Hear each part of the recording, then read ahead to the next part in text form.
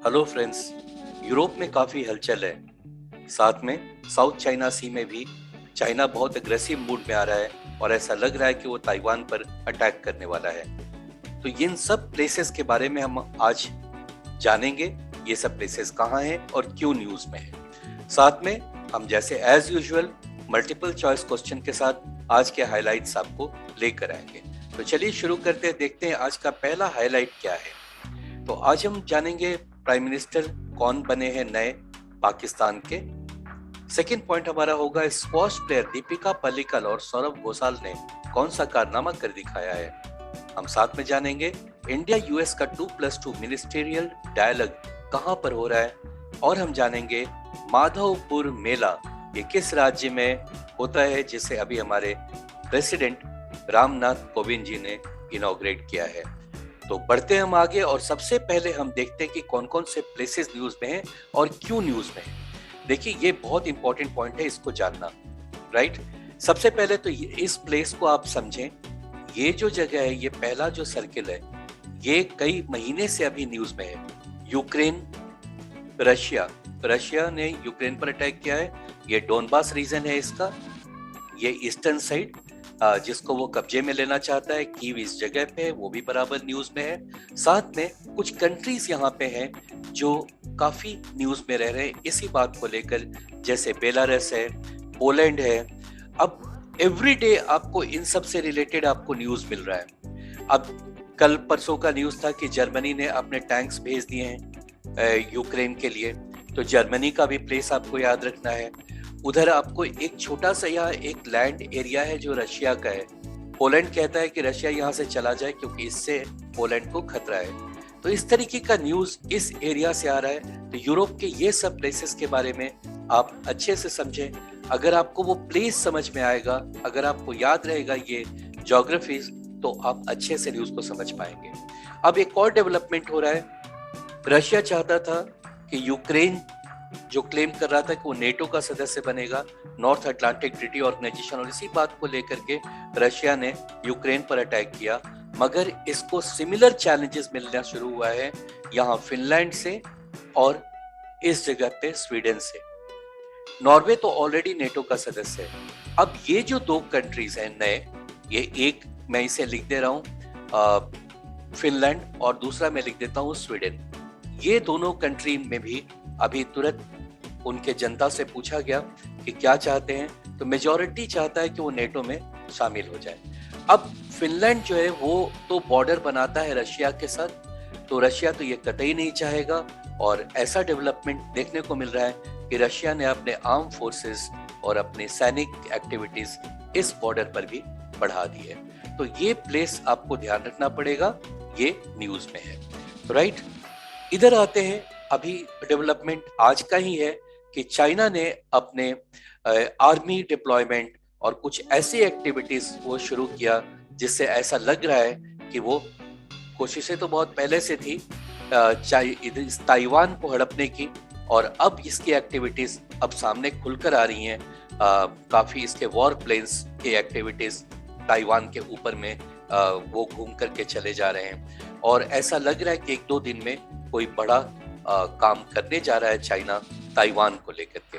तो इन सब प्लेसेस को आप ये न्यूज में है। इधर फिलीपींस भी न्यूज में था क्योंकि इंडिया ने एक मिसाइल सिस्टम, पूरा मिसाइल का जत्था फिलीपींस को सेल ऑफ किया है। तो आई बिलीव कि इस एरिया को आप न्यूज में समझेंगे। उधर कुछ दिन पहले आपने जाना होगा हमारे डेली न्यूज के तहत कि किस तरह से श्रीलंका परेशान है अपनी इकोनॉमिक स्थिति को, वहां के प्रेसिडेंट को हटाने के लिए बहुत कोशिश की जा रही है। तो ये सारे हलचल के बारे में आप देखते रहेंगे और हमारे हाइलाइट्स आपको मिल जाएंगे, और एवरीडे न्यूज में मल्टीपल चॉइस क्वेश्चन भी आपको मिलेगा, जिसको आप ध्यान से देखेंगे तो पूरा world current affairs, national international, सब आपके जहन में आ जाएगा और कोई भी एग्जाम किसी भी क्वेश्चन को आप इजीली हैंडल कर पाएंगे। तो अब हम इसके आगे बढ़ते हैं। हमारे मल्टीपल चॉइस क्वेश्चन आ रहे हैं। The new prime minister of Pakistan, आपके पास 4 ऑप्शन है, मरियम नवाज, बिलावल भुट्टो, नवाज शरीफ या शाहबाज शरीफ। ये 4th option is the right answer, ये शाहबाज शरीफ। कभी पाकिस्तान वाले साइड का जो पंजाब है वहां के चीफ मिनिस्टर हुआ करते थे, अब ये जाकर यहाँ के प्राइम मिनिस्टर बन गए। तो option D is the right answer, right. So Pakistan opposition leader Shehbaz Sharif has been elected unopposed as the 23rd Prime Minister of the country through voting in the National Assembly. The 70-year-old Pakistan Muslim League chief will succeed Imran Khan. He has already succeeded Imran Khan. Now अगला news आ रहा है खेल से, काफी बड़ा news है। दीपिका पल्लिकल, ये जो एक बहुत ही अच्छे क्रिकेटर दिनेश कार्तिक की वाइफ हैं, तो दीपिका पल्लिकल कार्तिक, इसीलिए इनके नाम में कार्तिक जुड़ा हुआ है, एंड सौरभ घोषाल ये रहे, they win the first ever dash medal at World Doubles Squash Championship। ये लोग स्क्वाश खेलते हैं दोनों, और यहाँ पर इन्होंने कौन सा मेडल जीता है, ठीक है, at world doubles squash championship. तो राइट आंसर इज ए, इन्होंने गोल्ड जीता है, right. So Indian duo Dipika Pallikal Karthik and Saurabh Ghosal won the mixed doubles title at 2022 world doubles squash championship at Glasgow Scotland में ये टूर्नामेंट हुआ। अगला पॉइंट आ रहा है, एक वेटरन है ऑथर जिनका नाम है अमर मित्रा, और इनको अवार्ड मिला है इस साल का ओ हेनरी प्राइज, काफी प्रेस्टिजियस प्राइज है। तो आपको ये बताना है कि किस भाषा में ये लिखते हैं अमर मित्रा, तो उड़िया, इंग्लिश, हिंदी या बांग्ला में। राइट आंसर है ये बांग्ला में लिखते हैं, और इनको ओ हेनरी प्राइज मिला है, ये याद रखेंगे। So veteran Bengali author Amar Mitra was awarded this year's O. Henry Prize for a short story he wrote 45 years back. अब जाके उसको अवार्ड मिला है। So he bagged the award for his short story titled Gaon Buro, पता नहीं मैं बांग्ला में इसका प्रोनाउंसिएशन क्या होगा, a Bengali short fiction which was translated into English। इसका ट्रांसलेशन भी हुआ है the old man of Kusumpur, right. तो इनको मिला है ओ हेनरी प्राइज, नाम है इनका अमर मित्रा, और ये बांग्ला में लिखते हैं। अगला पॉइंट आ रहा है, कांगड़ा का चाय, Kangra T will soon get a European Commission Geographical Indication tag, that is GI tag. Now Kangra T कहां पर ये ग्रो होता है? ऑप्शन से आसाम, हिमाचल प्रदेश, केरल या Karnataka. I think it should be Himachal Pradesh. Okay, Himachal Pradesh is the right answer. और देखिए चाय की खेती होती है, चाय के बारे में थोड़ा सा और जान लें। वैसे इंडिया में सबसे ज्यादा चाय का उत्पादन अराउंड 55% आसाम में होता है, और चाय की जो खेती है वो स्लोप पे होती है, क्योंकि चाय के रूट्स पे पानी हमेशा चाहिए, लेकिन वो रुका हुआ पानी नहीं चाहिए, लाइक चावल। तो पैडी में या चावल के लिए पानी रुका हुआ होना चाहिए, इसके रूट पे पानी नहीं रुका होना चाहिए, इसलिए ये पहाड़ों पर ही हो सकता है, हिल्स पे होता है, राइट। और इस पैटर्न को, इसके उगाने के पैटर्न को स्टेप फार्मिंग कहते हैं, राइट। तो स्टेप फार्मिंग। अब यहाँ देखिए चाय कितना खूबसूरत सा लग रहा है, यहाँ पे बहुत सारा रखा हुआ। तो यहाँ पे टेकअवेज भी है। Yes, Himachal Pradesh Kangra T will soon gate a European Commission Global Indication tag. This tag helps Kangla tea to get an opportunity to enter the European market. Kangla tea received the Indian GI tag in 2005 since 1999. Okay, I don't know ये क्या मतलब है। Anyways, अभी इसको मिलेगा European commission का geographical indication tag, GI tag मिलेगा। Kangra T, Kangra कहाँ पे है? तो आपको याद रखना पड़ेगा, हिमाचल प्रदेश में।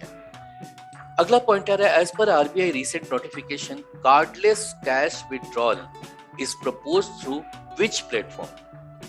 कार्डलेस कैश विड्रॉल, यानी कैश विड्रॉ कर सकते हैं आप एटीएम में जाके, उसके लिए आपको पेटीएम कार्ड, ये डेबिट कार्ड या क्रेडिट कार्ड की जरूरत नहीं पड़ेगी। तो फिलहाल यहाँ पे आपके ऑप्शन है कि किस तरह से ये होगा, किसके थ्रू होगा, यूएसएसडी या यूपीआई या फिर आधार एनेबल्ड पेमेंट सिस्टम या इमीडिएट पेमेंट सर्विसेज। और राइट आंसर है इसका बी ऑप्शन, यूपीआई के थ्रू अब कार्डलेस कैश विड्रॉल किसी भी एटीएम से हो सकता है। यहाँ पर आ रहा है takeaways, as per RBI cardless cash withdrawal which was offered only by a few banks, पहले कुछ ही बैंक इसको कर रहे थे, will now be made available across all banks and ATMs via Unified Payment Interface, UPI। उसका full form भी याद रखिएगा। Now, which city is the host of the fourth India-US 2+2 ministerial dialogue? बहुत इंपॉर्टेंट ये डायलॉग होता है जिसमें foreign minister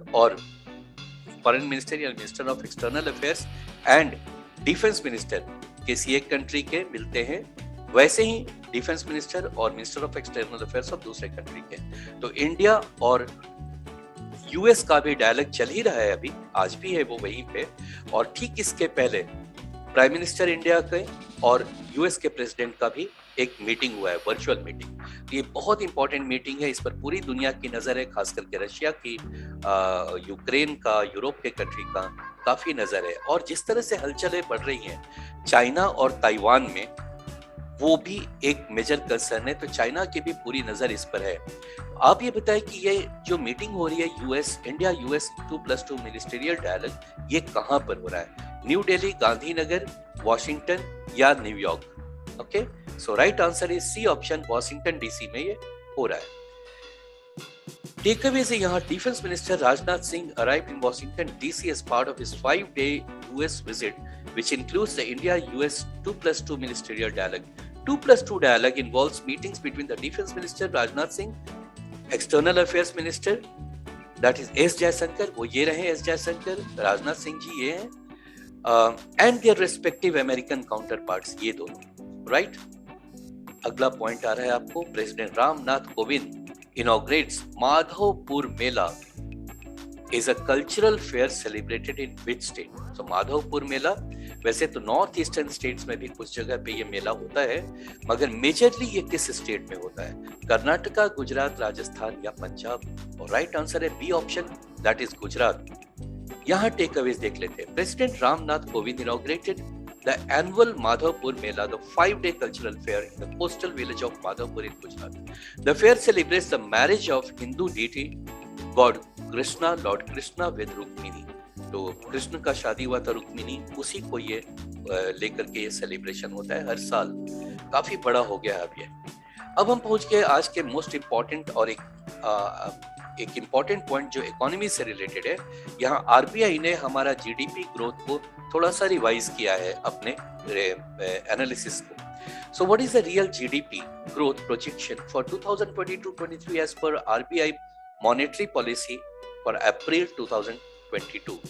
तो अभी तुरंत आया है ये रिपोर्ट, तो आपके पास ऑप्शन है कि अभी नया वाला, यानी कि अभी ये आरबीआई क्या कह रहा है कि कितना परसेंट हमारा ग्रोथ होने वाला जीडीपी का अगले एक साल में, फाइनेंशियल ईयर में। सो 9.5%, 8.1%, 7.2 और 6.9%।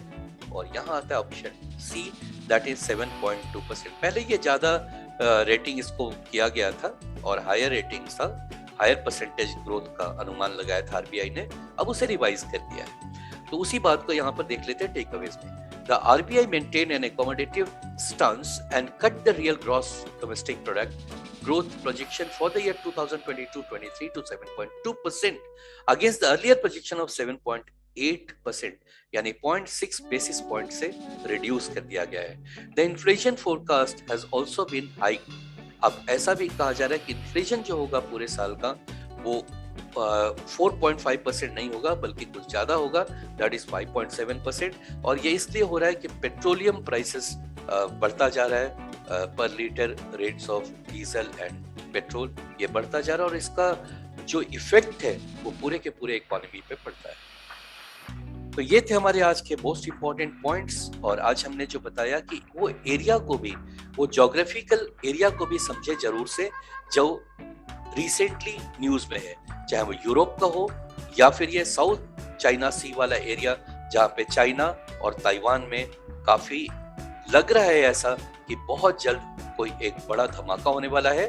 और साथ में हम ये तो कंट्रीज न्यूज में रह ही रहे हैं, जापान रह रहा है, उसको लेकर के भी चाइना परेशान है, और मतलब दोनों ही परेशान है एक दूसरे को लेकर के। यहाँ पे नॉर्थ कोरिया हो जाता है, नीचे साउथ कोरिया है, ऊपर में नॉर्थ कोरिया, वो भी न्यूज में रह रहा है।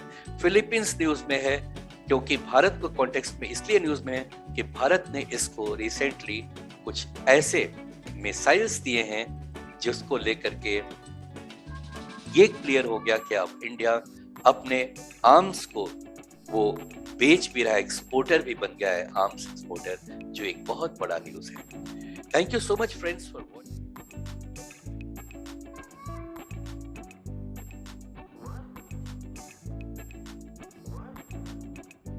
है।